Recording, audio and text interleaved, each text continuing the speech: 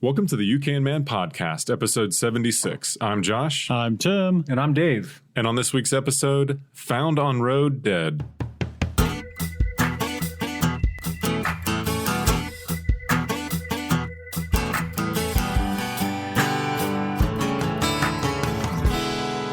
All right, guys, welcome back to the You Can Man podcast, where we believe what one man can do, you can do as well with a little help from your friends, and you got to have the proper know-how.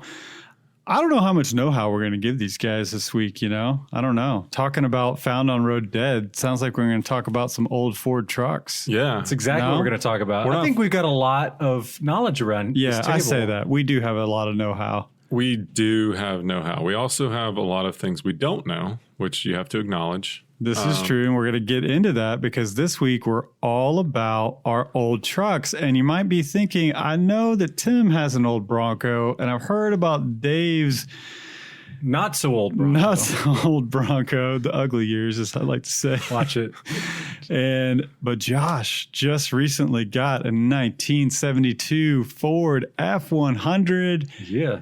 And I personally think it's beautiful. She's cherry. Yeah, it's great. It was fun. I mean, having Judd on the podcast last week it changed my life. Shout out to Judd, right? Yeah. So Judd did me a solid. This was a beautiful You Can Man orchestration, I guess we'll call it. So yeah, my wife and I greenlit this F100 purchase, and it is not a cherry F100. It needs some love. And we should tell our listeners that Josh has been looking for an old truck for quite some time. That's right. Yeah. He's been looking, but this was also you kind of jumped on this. You weren't intending on buying a truck, right? Right. No, yes. I mean, as of a week before we bought the truck, there was no intent to buy a truck. Right. So this was green light.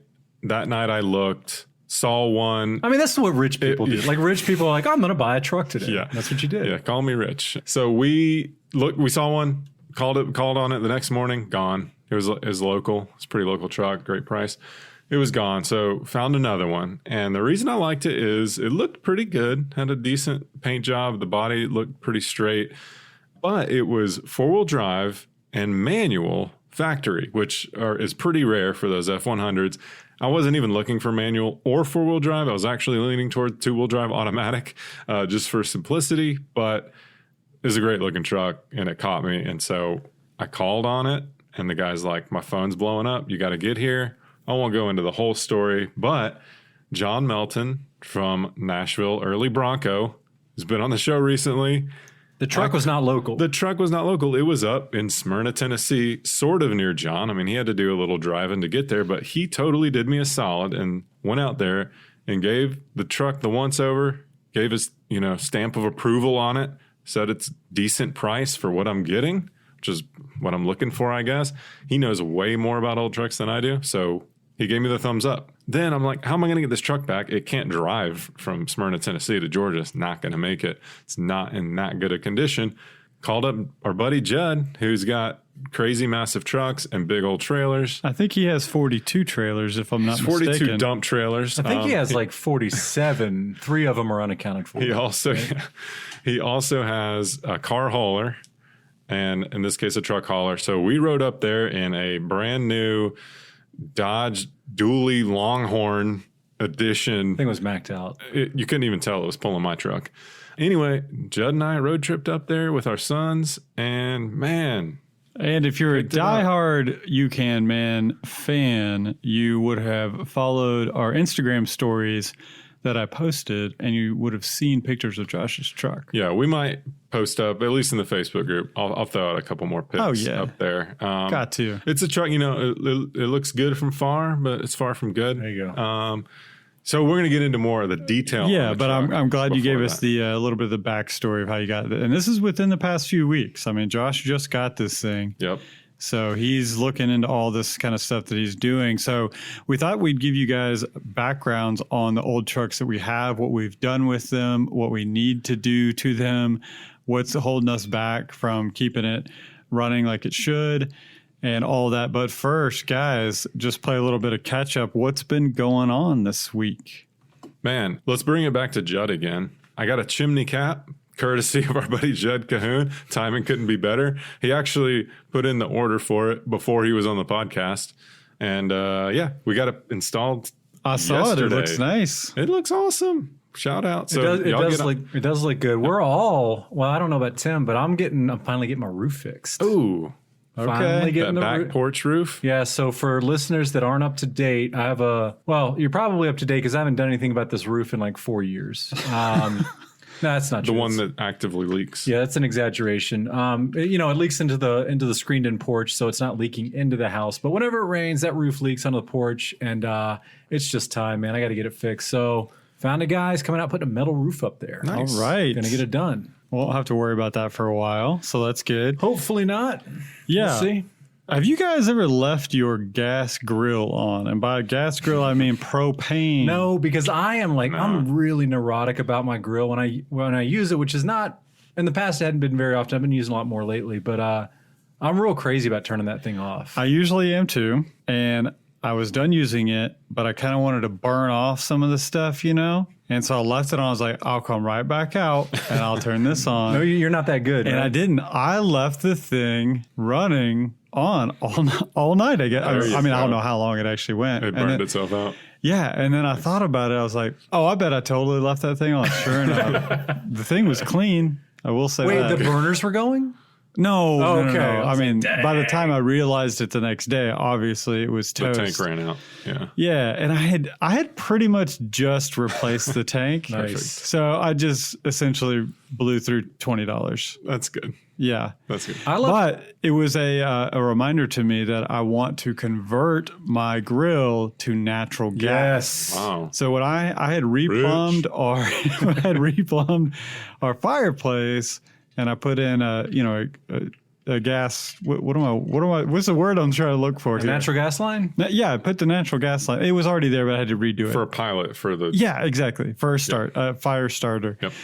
And so when I did that, I ran the line kind of like outside on our patio, and I left a T in the line for a future spot. Solid. That is next level. To hook up a gas grill. So I got to do that. So I understand there's some sort of converting something or other parts you got to do because maybe we should research and do a show on I know. So if any of our listeners have done this before, you could post on our Facebook group and school me on how that's done. Yeah. Or, I'll look it up on Sounds YouTube. like a fun project. I will say, kind of in that vein, Tim, I've left an oven on for like a weekend. No. Yeah, this is a long time ago. It was, sorry, Mom and Dad, I was at your house. And everybody went out of town. I used the oven to cook a pizza or something. And that's the only thing you know how to cook. That's all. Well, that's still all I know how to cook. But yeah, I came back from the weekend trip or whatever. The oven's on like 500 degrees. This is an electric oven. Wow. Running all weekend. I bet that thing was clean too, right? Who knows? Yeah. Okay. Another thing. Today is my son's 10th birthday. Happy birthday, Luke. Happy birthday, Luke. That's a milestone right there. Yeah. For you and so him. He had been asking for a pellet gun, and I was like, I don't know. And I was legitimately considering, I don't know. You're probably not quite old enough. Tim, I got my first BB gun when I was 5 years old. Okay, well, he's got BB guns. Okay. In fact, he's got a BB pistol, CO2 pistol. That thing is awesome. So I was still kind of debating. Pellet guns can be serious, Mm-hmm. He was totally not expecting to get it, and I got him one. Oh, Dad came through. Christmas story. Josh, I don't know if you heard earlier today, because you do work from home, so maybe you would have heard this, but we fired the thing, and I was like, okay, that's a lot louder than I thought it was. You know what? I heard something, and I was like, that wasn't a gunshot, but that was loud. I didn't think anything of it. It basically sounds like a decent firecracker. Yeah, it was like almost 22 level sound that I heard. Oh yeah. Now this is a brake barrel, like serious spring load. I mean, he can't cock the thing. I mean, he can't do the brake barrel thing. I have to do it. It takes like 30 pounds of pressure. Okay. Incentive for him to start lifting. Yeah, it's got a scope. I mean, it's sweet. I mean, I was telling my wife, I kind of bought it for myself too, a little bit because I've done that. Yeah, I bought my 3-year-old a BB gun, but you know who it was for. It was for right. So anyways, but he's already, so we shot it and I was like, that's a lot louder than I was thinking it was going to be. Because I've shot can't other rattle it off in the neighborhood all the time. Yeah, I've shot other pellet guns and they were not that loud, right? So this thing has got some kick behind it. Yeah. So he's already asking about a silencer. Oh, nice. So suppressor. Come on. Sorry, suppressor. He's already asking about that. Do you guys even know if you can do that on a pellet gun? So when you said that it was super loud, I immediately thought, oh, you got to suppress it. You can do that. I don't know. For a pellet gun? Yeah, I don't know all the ins and It's outs. on YouTube, guaranteed. Yeah. Yeah. It's a thing. I'll have to look into that. Maybe I'll post that on the Facebook group. He can help with the coyotes because they're back. I know. I heard them times this week. Yeah, and for our listeners who don't know, I'm sure we've talked about it before in the past. Saga. Yeah, we have a coyote problem. We live in just the burbs of Metro Atlanta and Marietta, Georgia. And our neighborhood, we've got nice big lots, and we have a couple empty lots in between houses where a valley kind of is with the little creek that runs through it. And it is prime habitat, apparently, for coyotes. Yeah. They took Josh's dog. No. They might have ate her carcass. They might. Yeah. Yeah. Now, when we say that we've got them close, I mean that I could step out my basement door, throw a rock, and probably hit one of them. Yes. I'm not exaggerating. Yes. They are within 100 feet Yep. of where we live. Where we're recording right now. Exactly. Something needs to be done about it. And there is a pack of them, and they'll come and There's go. at least 4 or 5. Oh, there's got to be. 2 mornings. You had one stare you down one time, right? Yeah, that was a couple years ago. I think that was when they had the disease. I don't know. That one was mange? acting weird. Yeah, but they look good now because 2 days ago, one just trotted through my yard and came up into your yard and went in the woods and. Yeah, good looking coyote. So I mean, I have to have legitimate talks with my kids. Like, okay, so the coyotes are here now. They'll probably be here for a few more days. So don't go down to the woods. Yeah, they just kind of come and go. They'll come for I don't know, like 3-4 days, and then they'll move on. But they are so loud. it's whenever an ambulance goes by. Whenever an ambulance goes by, it fires them up. That or they make a kill. I think that's what it is. Well, you don't think every so? time I hear it, I hear the ambulance and then I hear them. start Okay, going. maybe not. But- I heard them late last night and early this morning. Okay, yeah. Anyway, so the pellet gun, maybe. I can't believe you guys. I can't believe they still live there. Because look, if this were my house, I'm a law-abiding citizen, but I would deal with those animals. They don't do anything yet. They could. You know? Yeah. They could. Yeah. You got small kids Everything's around got here. potential. I don't know. Maybe we should go on the hunt. I mean, there are traps we can use. Yeah, I'm not interested. No, I might do it. All right.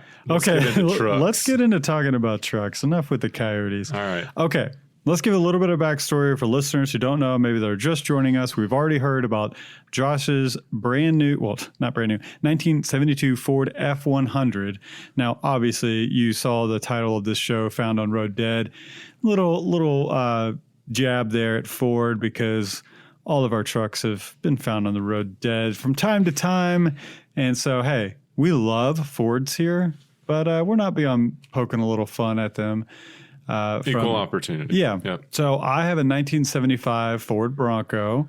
That's in the classic years. They made them from 66 to 77. It's the OG Bronco. Oh, yeah. Oh, yeah. So I bought that thing in, I think, 2007, thinking, okay, I'm going to just like do a paint job and just drive it. I'm just going to, because it drove, not well, but it did.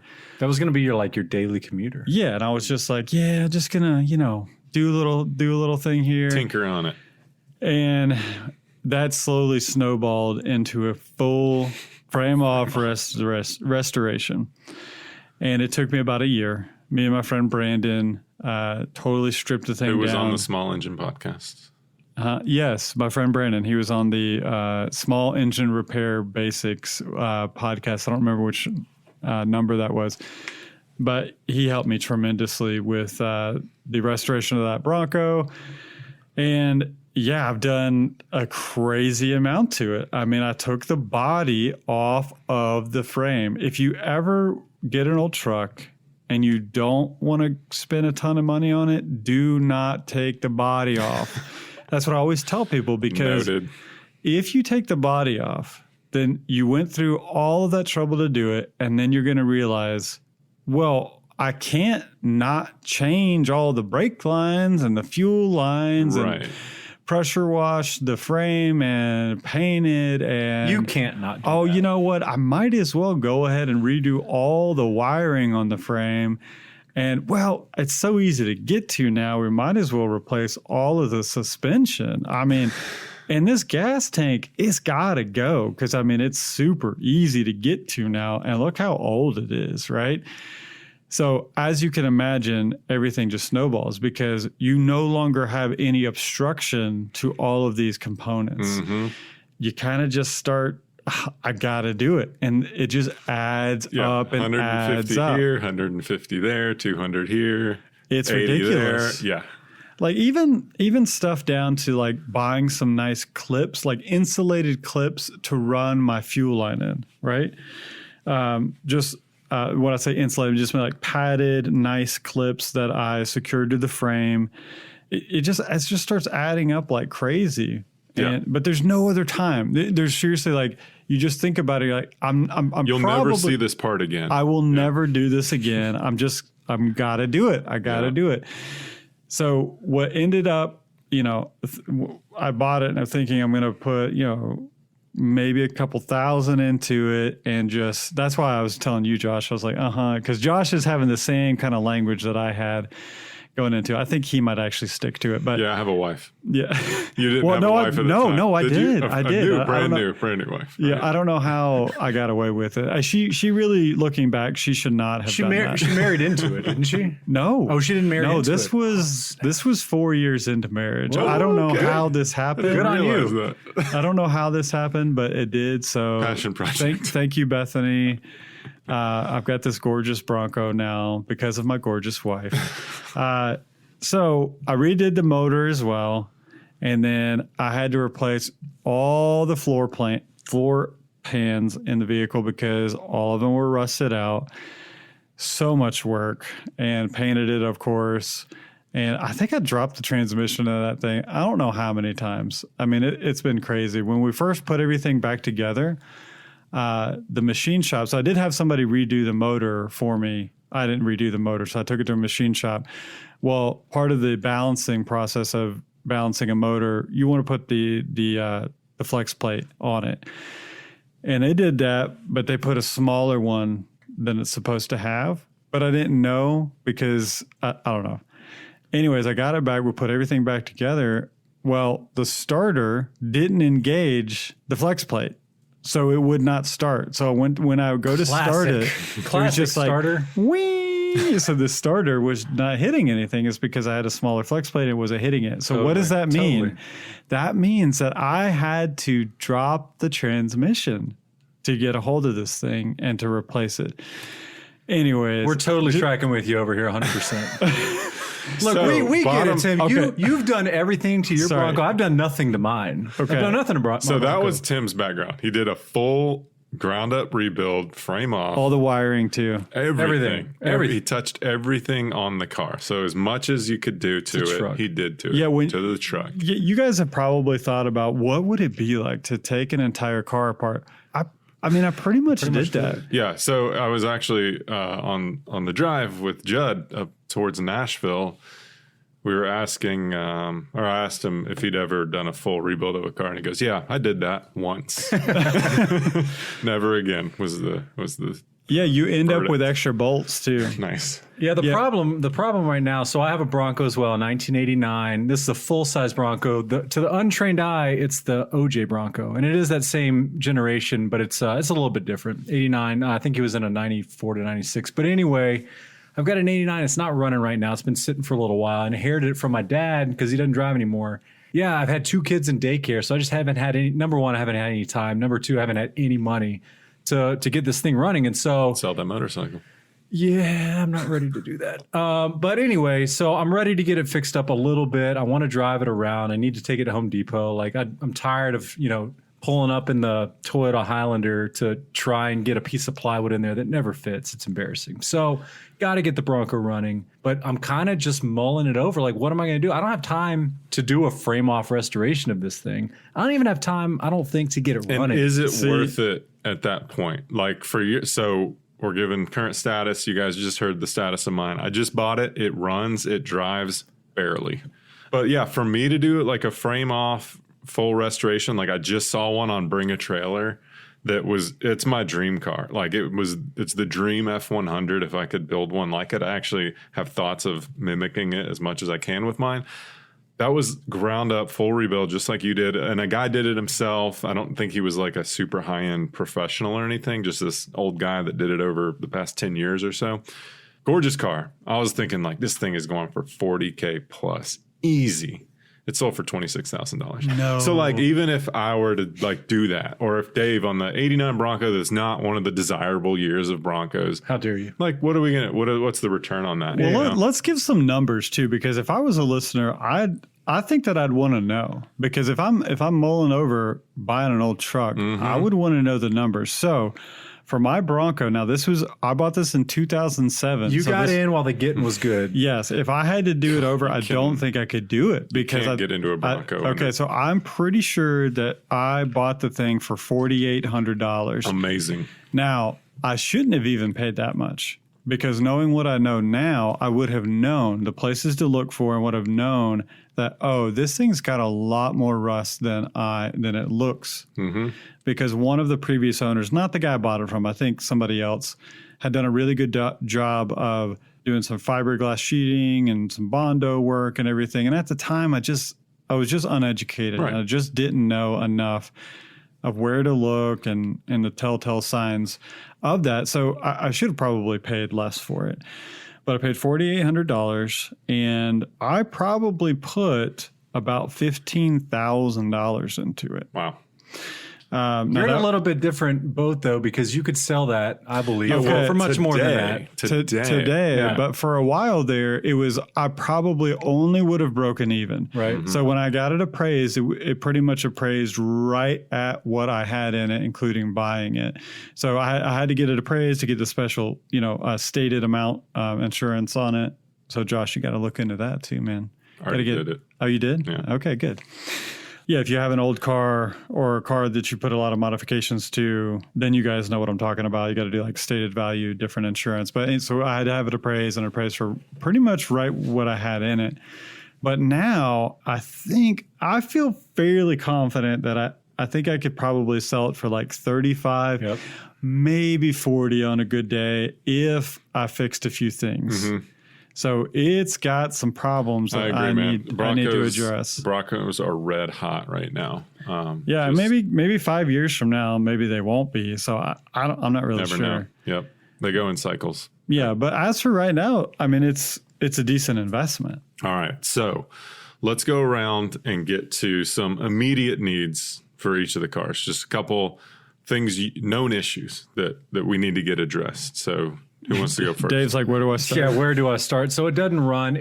My dad bought it when I was 15, I think. And so I don't know how old I am now, but we've had it for, well over 20 years. And so since the beginning, it's never run quite right. It's never idled well. It's been looked at, I don't know how many times. Nobody's ever been really able to fix it. And so once it's running, I know it's not going to idle well. And that's the biggest thing that's always kind of bothered me with it is, you're sitting at the stoplight and you've got to keep kind of your foot on the gas or it's going to go, Is it carbureted? It's not. It's fuel injected. So, a little bit. It's a lot newer than Tim's. It's fuel injected. It has, ABS up front. It's got power windows. So some of those creature comforts, but again, it doesn't run. Okay. So number one is to get the thing started, get it moving. I'd like to get the idle fixed. But then it needs everything. It needs new wheels and tires. It needs new paint job. Didn't I ask you if any of the previous mechanics had looked at it when your dad had it, if any of them had replaced the fuel filter? No. So I think it's either the fuel filter or the fuel pump. That's what I think is going on. My old Bronco 2 was running like absolute garbage. And I was thinking, oh, man, something serious is wrong. It was the fuel filter. Yeah. It was just starving for fuel, and that's what was making it. I mean, literally, your issue could surely, all those mechanics, maybe they were just trying to take your dad for some dollars, but it could have very well just been the fuel filter. It could have been. Once we get it running, I'm gonna do a lot. I'm not gonna say a lot of work, but I'm gonna try and figure out what's going on with it. I'll say that. Yeah. Once you do get it running, I got some thoughts on that Bronco because I think you need to take out the entire interior and you need to bedline the whole thing. So I have vision. I have a very clear vision for what I want to do, and it does entail turning it into kind of a beach cruiser, right? So let's get it. We'll do as the next stage. Okay, here. Josh, what do you got to do to get yours up and running? So like I said, mine runs and it cranks pretty well. I just figured out I need a new battery. Looked at the date. It dies after a couple of days if you don't touch it. So, and the battery's like 5 years old or something. So it's time to go. I rebuilt the carb, which I'd never done before, slapped it back on there, and it cranked right up. So I didn't screw that up. Oh, I had not heard this yet. Nice. Yeah, I've been having it running out there. Now, getting it idling and doing that, it's like witchcraft. Every forum I've read volumes of information on how to tweak the manual choke and all that stuff. And just when I think I understand it, I screw some setting up. Like there are no instructions that exist on the internet. There's no Haynes manual for my carburetor that's like, set this screw here when the choke is open this far. Like there's none of that stuff. Right. Like people say they're like, read this document, and it's like this is a disadvantage. I was talking to Josh. Like our age group just does not have a solid comprehension of how carburetors work. Right. Well, we came up when fuel injected cars were that's kind of a new thing. Every car that we touched had a computer. Yeah, right. Yeah. So we couldn't really work on them to the extent that our dads and grandfathers. Now did. the couple evenings I've spent over the hood here, I'm learning what certain tweaks do, because I mean it is a very simple but sophisticated instrument. And it does different things. When it's cold, there are certain settings you can do. And when it's warm, there are only certain settings you can do. So you can't get it all right in one go. So I'm having a heck of a time with that. It does run though. But I still need to change plugs and wires. A lot of guys on the internet say, if you're fiddling with your carb and just can't get it right, and like it's rebuilt properly, like it's probably something else. Because their point was the carburetor is so simple. That if you can get it running, then check these other things too. So it needs plugs and wires. It needs an oil change. I need to flush the coolant. Those are the big things. And like Dave, I just want it running and reliable. Because like the first day I got it, I took it to QT and it stranded me. Yeah, but I mean it's an old truck. It's not gonna. You're not gonna be able to set your watch on it. Yeah, I had to push it, which I can do. I figured out. I had to push it to the pump. It was out of gas. But I'm glad I drove it there. So anyway, those are the big things. The simple DIY tweaks. It needs a tune-up. It needs a tune-up. Yeah. And when we say tune-up, we actually mean it because it's an old truck. That's right. I'm going to tune that car. And he's going to tune it up. All right, Tim, any known issues right now with your car? Oh, yeah. I've got some issues. So pretty much everywhere it can leak, it's kind of leaking. And I think a lot of it has to do with it just sitting for a really long time. So one of the biggest leaks that it has is the main seal between the transmission and the transfer case. Oof. So transmission fluid will actually go and dump into the transfer case. It's crazy. I've got these pans sitting up underneath it, and I call it its bed pans. Because it just catches all the transmission fluid. So essentially every time I get it out, I usually have to kind of top it off with transmission fluid.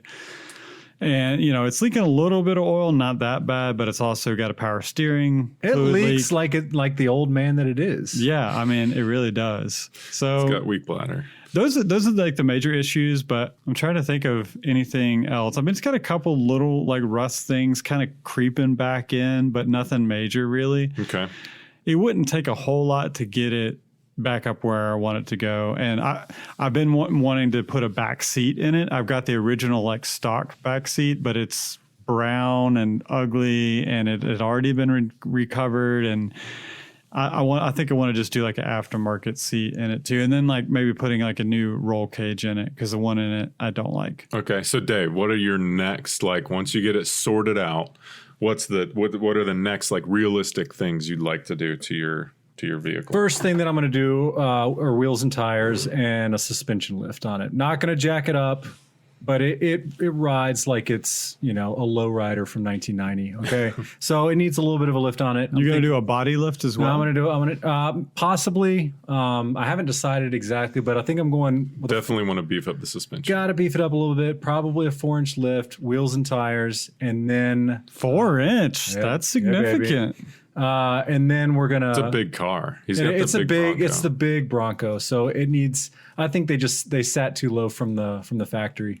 So yeah, wheels, tires, and lift, and then it's got the paint is so bad on it. It's got to get painted. That's probably going to be the last thing that happens because that's going to be the big ticket item. I think like Tim mentioned. So if you get in it now, it smells like a boat because it's been sitting, Oh yeah, I told you that. Yeah, it's just been sitting there and it's just all mildewy. Yeah, it's nasty. It needs to be cleaned up. But I think what I'm going to do, so the top of, I think all Broncos come off. Mm-hmm. I know mine does, yours does, and yeah, the one in the middle, the second generation does as well. So I think I'm going to take the top off and I'm going to get a soft top for the back. But I'm just going to turn it into like I said, a beach cruiser, probably. Rhino line the interior. I haven't 100% decided. I want it to be. I don't want it to be a complete, thing you just kick around, but I do want it to be a little bit more utilitarian. Okay. Yeah, and I sent Dave. I saw on Amazon. I'd heard of the product before, Herculiner. Oh yeah. It's a roll-on bed liner basically, and it's DIY. And I mean, if you go on Amazon, it's thousands of reviews, like highly rated. They look really good. Customer It looks really photos, good. and I went on YouTube and saw guys doing it. Raptor liner, I think, is another one. Okay, the results look amazing. Yeah. They look like, a $700 whatever you pay to have someone spray in your bed. So that's one of my items too, is just because my bed's ugly. It's been patched. I don't care. I want it rugged. So yeah, Herculiner's one of mine. I'd like to replace the rear bumper. It's got just the very basic bumper. Some of those trucks came with a more beefy step bumper with kind of like the bumper on it is weird. Like it looks like it couldn't take. You can buy that bumper for like $55 from Summit Racing, I think. So, but yeah, I want the one with a step bumper. I've already sourced some like up in Jasper, so I'm gonna get one of those. It doesn't have the original tailgate. I'd like the original tailgate because I like the stamped letters. Yeah, those are hard to find though. I want a 69 grill instead of the 72 grill that I have. I'm basically turning it into a different truck. I would love to do that with mine as well. These are things that are cheap. The parts are all interchangeable. No, they're not that cheap, but the parts are interchangeable. That's why they're on the realistic list. I want wheels and tires. That's about it. Okay, so what are those dream things that you want to do to this truck? Yeah, so the things I just mentioned are kind of next step I'd really like to do. They're not going to break the bank. The dream things are a little bit of a lift. It's four-wheel drive, but I am not into like I mentioned on the Bronco podcast, I'm not into like jacked up four-wheel drive trucks. Right. I want a really close to factory stance. So I might level it out because it bulldogs a little bit, like it came from the factory, like the back end sits up a little higher, which is fine. But so that might be one. A full paint job would be the next one. And then maybe like a big boy engine, or at least a 302, but a real one that's got some performance Crate mods motor, on baby. it. Yeah. First, next. I'd like to do some burnouts in that thing first, though. Just take it out. Just rag the engine off first. Yeah. Okay. Nice. Okay, well, listeners, hopefully you guys have got a solid idea of our old trucks, because we're going to be talking about our old trucks and what we've been doing to them on future episodes. But we wanted to give you a background of what we've got, what we've done to it, what we're working on, what we hope to do to our trucks, and give our Instagram a follow, because that's usually where, on our stories and that sort of thing, of where we post some of these more personal things of what we're doing to our own trucks. And houses. Yeah, and houses for sure. Josh has been posting tons of stuff about a bathroom he just ripped out and is redoing. So check that out for sure. We will be back after the break. I've got the bonus segment this week, guys. So nice. Here we go. Buckle up.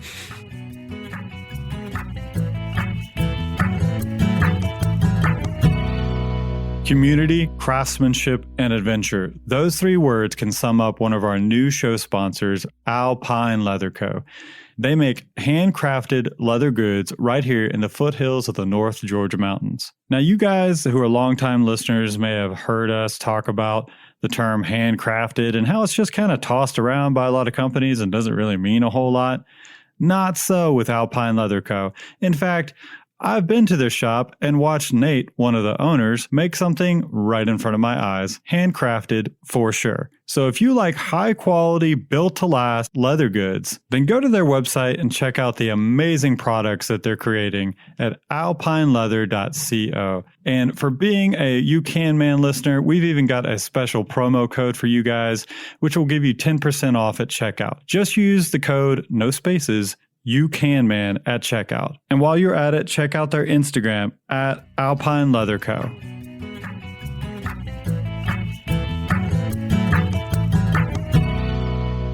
All right, guys, welcome back. I've got the bonus segment this week.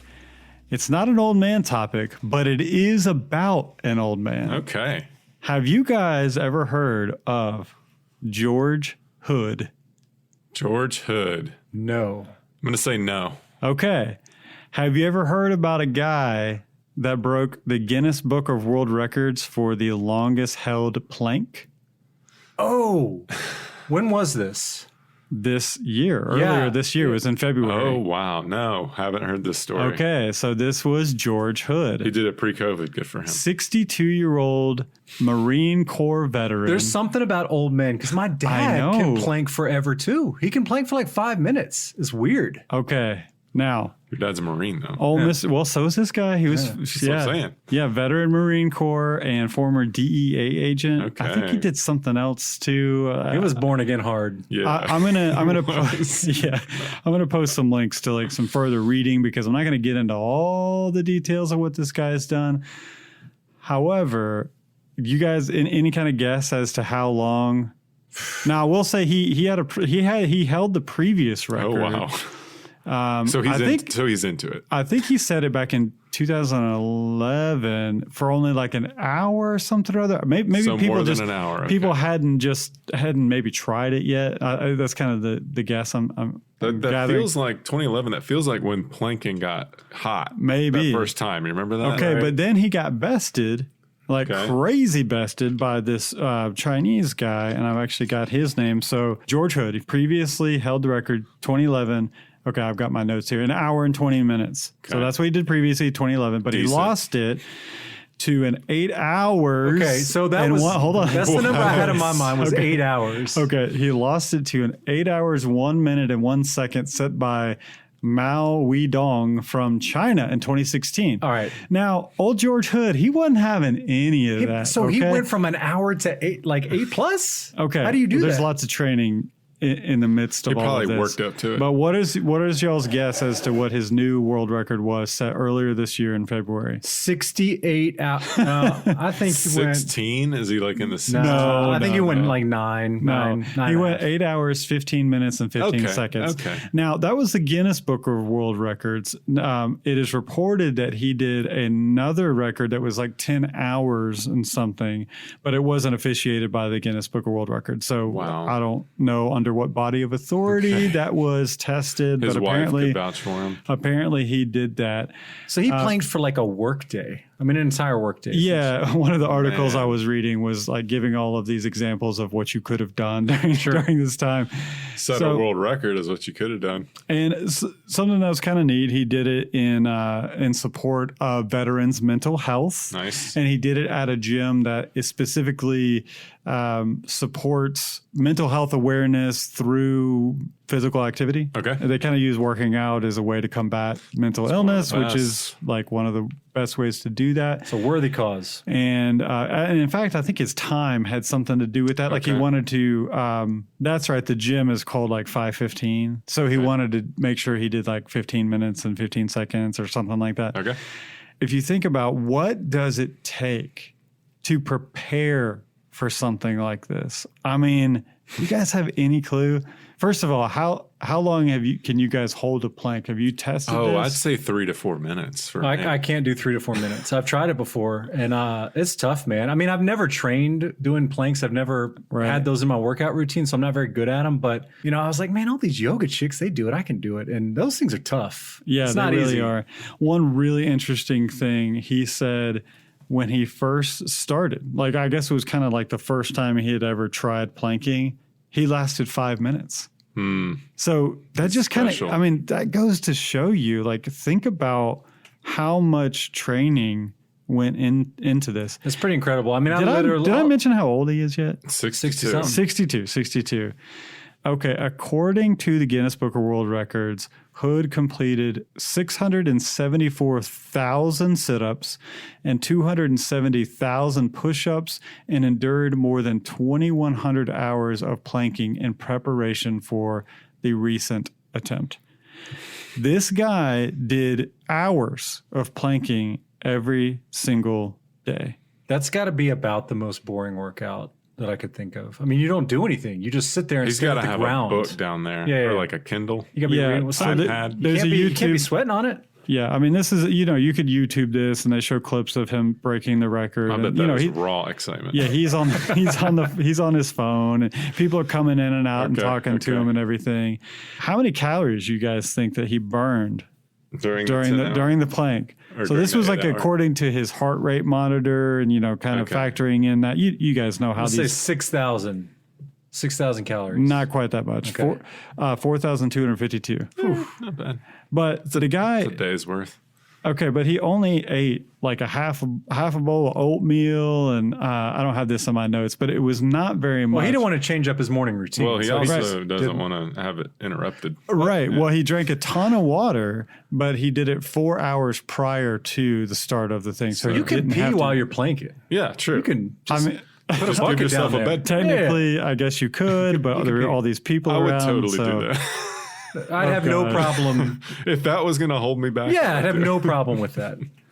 Okay, another thing that he did, because he says it's really, honestly, more of a mental game. Yeah. And you guys would probably agree. I mean, sure. You're just there with your emotions and the ground. I mean, for that long, it just comes down to mental fortitude. Right. Over in the end. Yeah. In the end, it really does. So he did what they described as mindset coaching. Okay. And he had an actual coach that walked him through these practices that he could do with his thoughts to endure something like this. So one of the things that this mindset coach told him in training and during the competition was to have him visualize that he was a tree and that his roots ran deep through the earth. See, this is why I'll never break this record, because I'm not gonna be doing that. I'd be like, nah, you lost me, buddy. So I don't know. He just must have taken his mind somewhere, imagining himself as a tree with deep, deep roots, and he just wasn't anchored in the ground there. See, I'm curious. Anchored in the ground. What are the rules? Is he allowed to move his roots, throughout the day, and kind of stretch an arm, and can you break contact? I don't know. Now I will say this was a low plank, which is on your elbows. There is a high plank, which is like a push-up position. That's the one I'm going for. Okay, and then there's also a side plank, but so his specific one was a low plank. Yeah, so you're on your toes and your forearms and elbows. Yes, and his elbows started bleeding like 4 hours into this. Well, you have to know that's going to happen. So he was also bleeding. There you go. For the last 4 hours of this. Wow. So yeah, incredible story. It just goes to show, because I often think I'm old. Like I'm 39. Yeah. I just think it's over. This dude was 62. Yeah. 62. Broke the record. And he broke this record. Now, he's not stopping there. His next record that he would like to break is the push-up record within 60 minutes. Well, for his age or forever? No. Oh my gosh. This is for everybody. What's the record? The record is currently held by Carlton Williams from Australia, who at 52... Wasn't Carlton Williams on the Fresh Prince of Bel-Air? Yes, it was. Right. He did 2,682 push-ups in 60 minutes in 2017. Yeah, that's so old George Hood is currently training, apparently, to break that record. You can do it, George. We believe in you. That's interesting. I mean, these guys, 50 and older, they put their mind to it and they make it happen. Old man strength, man. That's what it is. We need to get George on the podcast. We should. We need to talk to him. He would have some issues with us. Yeah, he would give us the what for. Yeah, but hey, man, what a great you can man story. If you wanna plank for 8 hours, you can, man. Yeah, that's right. You just gotta have old man strength and mental toughness. Do several 100,000 crunches. That's all it takes. All right, guys, that's it for this show this week. We will catch you guys next time. Make sure to check out our Facebook group page. And until then, we'll catch you next time.